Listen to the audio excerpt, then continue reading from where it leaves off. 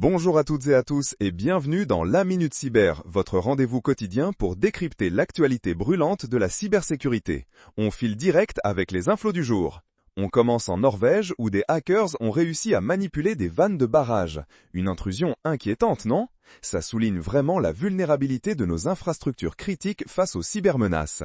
Ensuite, une fuite massive a exposé pas moins de 16 milliards d'identifiants. C'est absolument colossal et ça nous rappelle avec force l'importance cruciale de la gestion de nos mots de passe et de l'authentification multifacteur. Vraiment, n'oubliez pas ces bases. Cisco a lancé une alerte rouge concernant des failles de gravité maximale dans son Identity Services Engine permettant l'exécution de code à distance.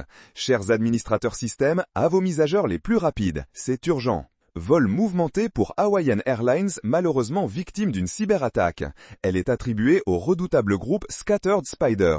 Les conséquences exactes restent encore à évaluer, mais c'est une sacrée perturbation. Le géant de l'acier Nucor a confirmé, à son tour, un vol de données suite à une cyberattaque.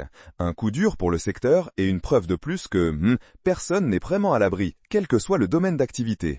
Au Canada, l'Ontario enquête sur une violation de données qui pourrait potentiellement impacter 200 000 patients en soins à domicile. La santé, on le voit, est toujours une cible de choix pour les cybercriminels. C'est désolant. Bonne nouvelle sur le front de la justice. Les États-Unis et la France ont uni leurs forces pour sévir contre Bridge Forum, avec des arrestations et des mises en accusation. Un coup significatif porté au cybercrime. Exactement ce qu'il fallait.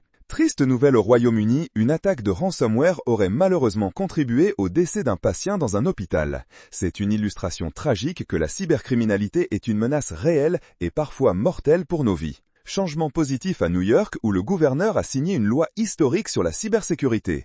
Elle vise à renforcer la protection des municipalités. Une initiative à saluer qui devrait inspirer d'autres régions. Enfin, plus de 1000 appareils SOHO, ces petits routeurs à la maison, ont été piratés dans le cadre d'une campagne d'espionnage lapdogs liée à la Chine. Nos petits routeurs sont aussi des cibles de choix apparemment, alors prudence.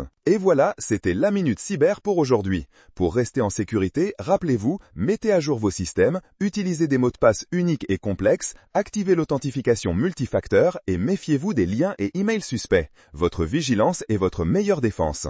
On se retrouve demain pour un nouveau Cyberflash Report. Restez connectés, restez en sécurité.